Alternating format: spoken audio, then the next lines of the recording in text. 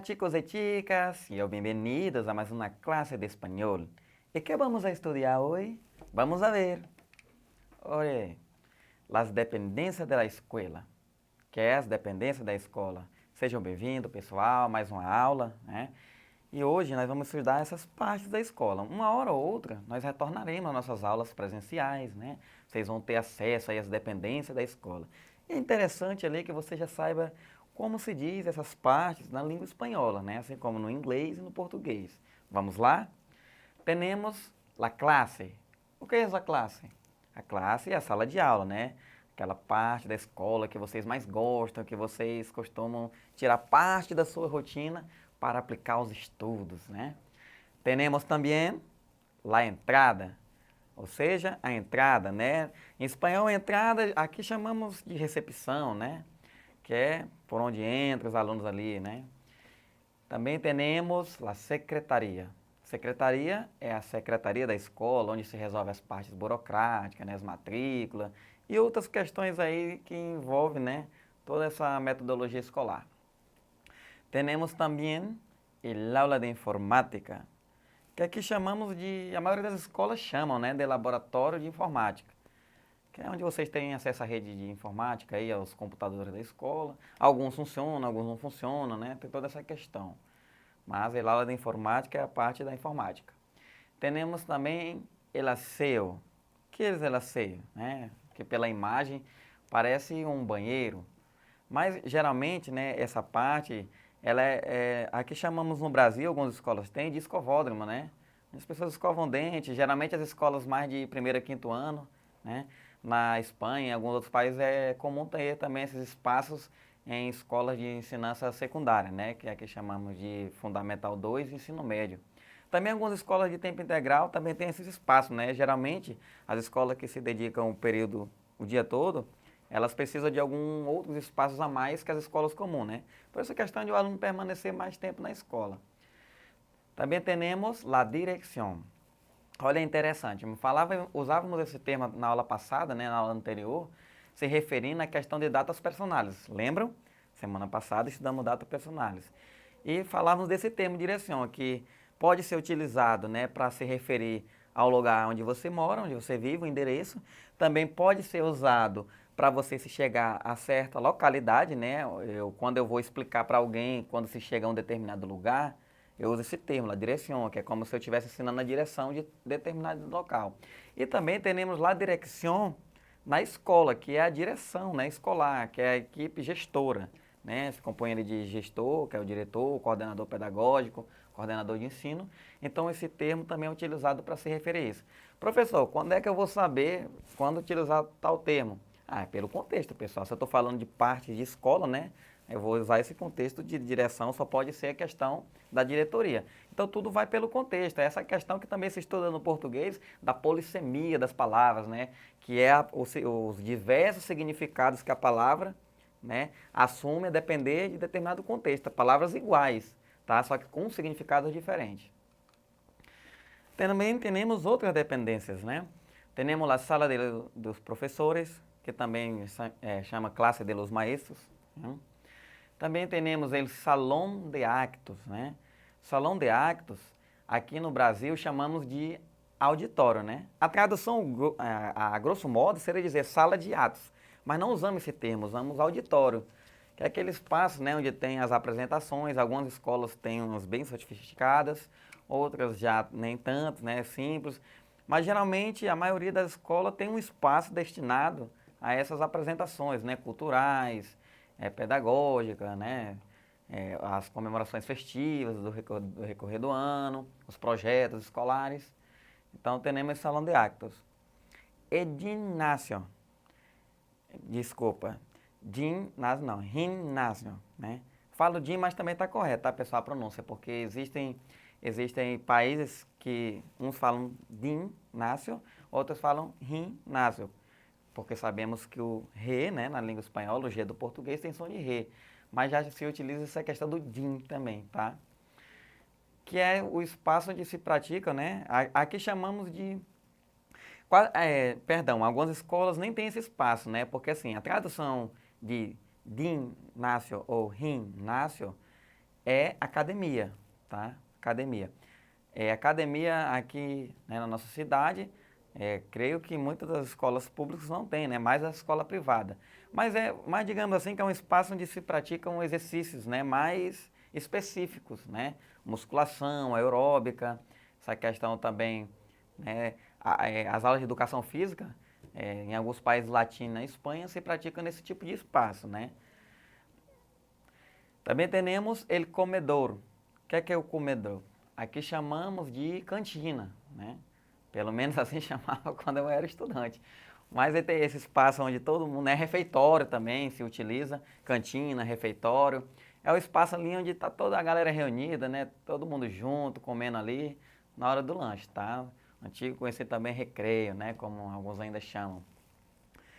Temos também o pátio, né? Pátio é o pátio escolar, né?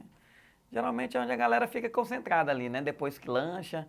Algumas escolas, né, não tem um pátio assim muito grande, né? Aí os alunos ficam tramitando pelos corredores da escola, né? Por trás da escola, por trás da sala, né? Passeando. O aluno gosta de passear, né? De distrair um pouco, sair ali daquele clima pesado da sala de aula. Algumas escolas têm um pátio bem largo, né? Bem grande assim, digamos assim. Então, o pátio é o pátio. La pista deportiva, né? Que aqui, lá chamamos pista deportiva, e local onde pratica desporte, já? Então, o local onde se pratica esportes, né, na língua espanhola, é chamado de pista deportiva. Não necessariamente, né, quando fala pista deportiva, o aluno brasileiro ele já pensa o seguinte, é o lugar onde joga futebol, né? Não, mas esse espaço ele é utilizado para a prática de outras atividades também, né? Uma pista de esporte, tem atletismo, tem futebol, futsal, vôlei, né? E outros esportes afins. Muito bem, conhecemos algumas partes da escola, né? Conhecemos algumas partes da escola.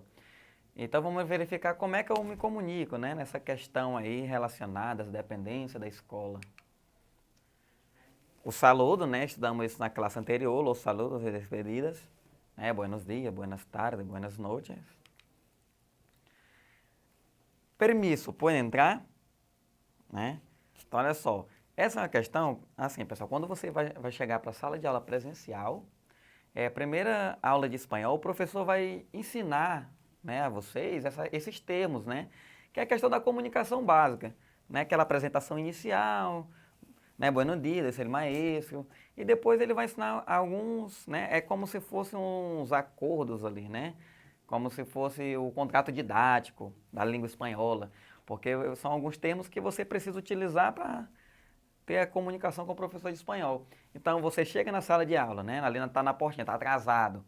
Deu, por exemplo, você estudou de manhã, 7 horas a entrada, você chegou ali 7h10, aí bate lá na portinha, né? E aí você tem que pedir licença, tá? A aula já começou, o professor já está lá explicando o conteúdo. Aí você diz, permisso, maestro, né? Às vezes até, perdão, né? Desculpa, cheguei atrasada, tudo mais. Permisso, pode entrar? Aí o professor vai dizer, sim, claro, pode passar, né? Pode passar.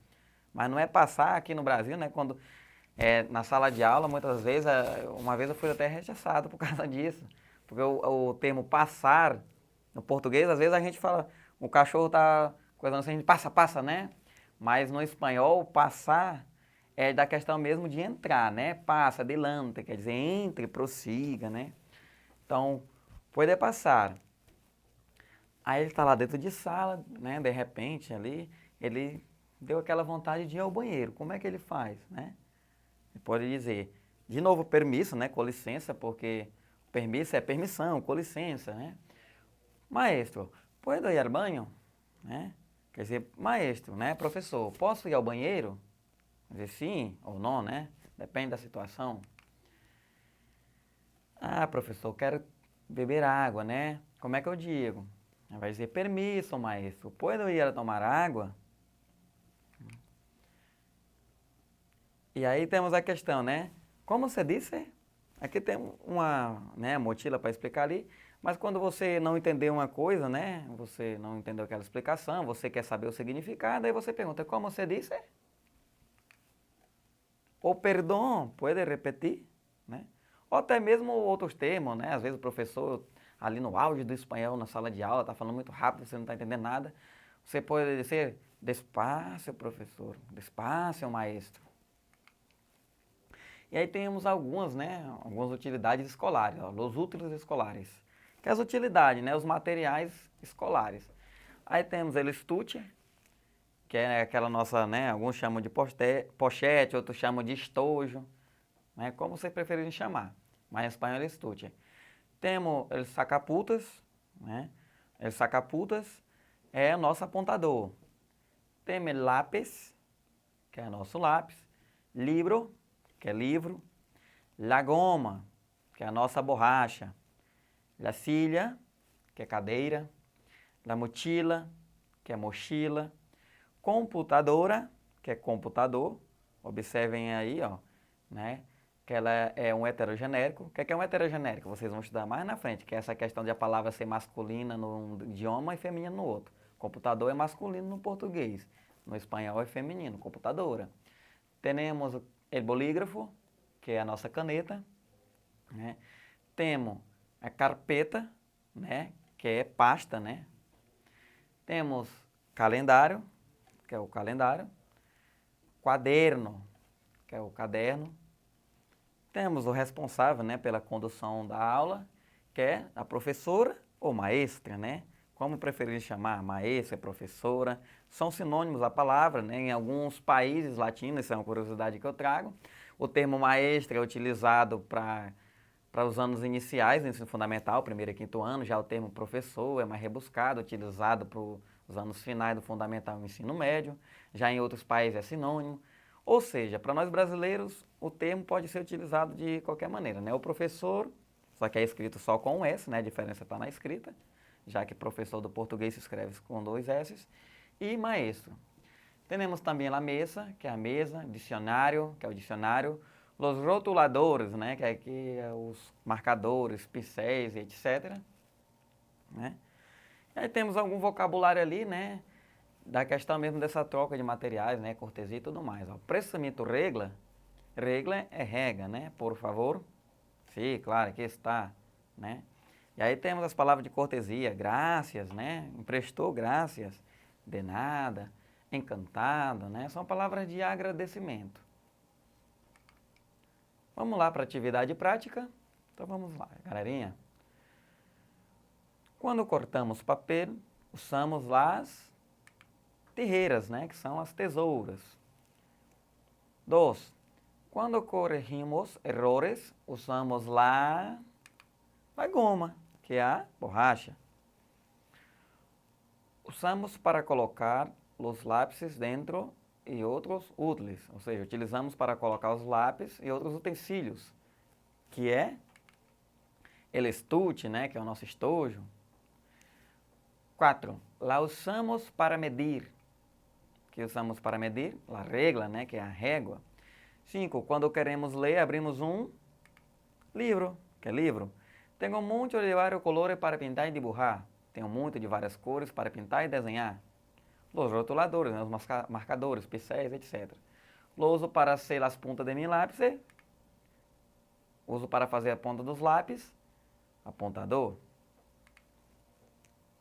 E quando vamos ao banho, pode ir ao banho. Quando queremos algo emprestado, préstame tu bolígrafo, por favor. Quando queremos beber água, pode tomar água. Quando chegamos atrasado, permisso, pode entrar. Quando queremos saber uma palavra, como se disse. E quando queremos agradecer, graças. Então é isso aí, pessoal. Aprendemos hoje, né, sobre essa questão do vocabulário de material escolar e sobre alguns termos. Até a próxima, tchau. Não esqueçam de acessar o portal Eduque e hasta luego.